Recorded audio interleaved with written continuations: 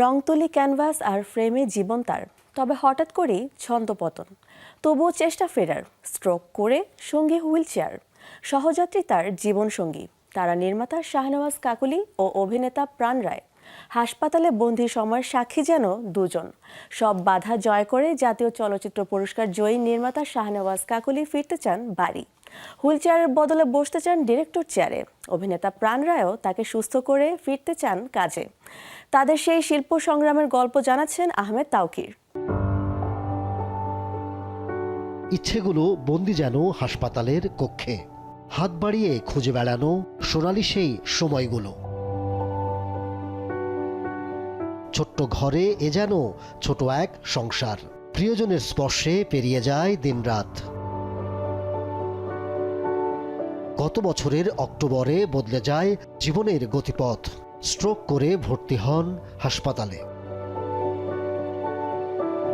মাসখানেক বাসায় চলেছে চিকিৎসা। গত মাসের প্রথম দিন আবার হাসপাতালে ভর্তি করা হয় তাকে। কেমন আছেন এখন এই নির্মাতা? নার্ভ থেকে তো নানান ধরনের কমপ্লেক্স শুরু হয়ে গেছে। একটা থেরাপি চলতেছে, থেরাপি দিয়ে যতটুকু সুস্থ।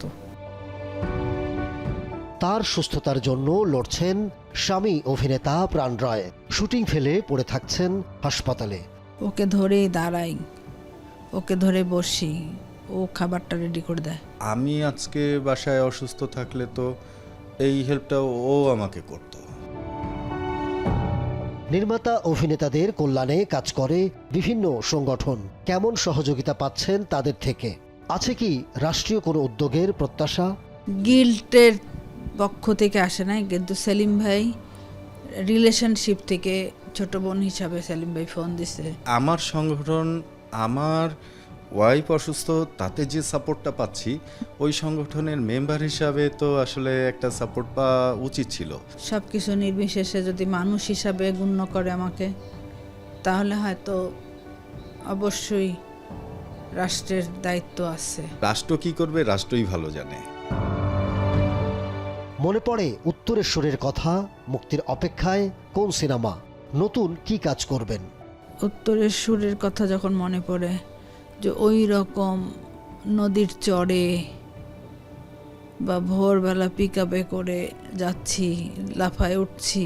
আমি একটা ছবি বানিয়েছি লাস্ট, ওই ছবিটার রিলিজ পাইলে আমি হয়তো মানসিকভাবে রিলিজ পেয়ে যাব। ফ্রম বাংলাদেশ নামের একটা ছবি, ওর মুক্তিযুদ্ধের গল্প। কখনো কখনো সাহস পাই যে হুইল চেয়ারে বসেও ডিরেকশন দেওয়া যাবে। মিস করি। একটা সময় তিনি হেঁটে বেরিয়েছেন দেশ থেকে বিদেশে। পায়ের চিহ্ন রেখেছেন প্রিয় ক্যাম্পাসের চারুকলা প্রাঙ্গণে। কিভাবে সারা চারুকলা হেঁটে বেড়াইছি, হল পর্যন্ত হেঁটে গেছি, বা পুরো ক্যাম্পাসটা হেঁটে হেঁটে দেখা, ওই জীবনটাকে মিস করি।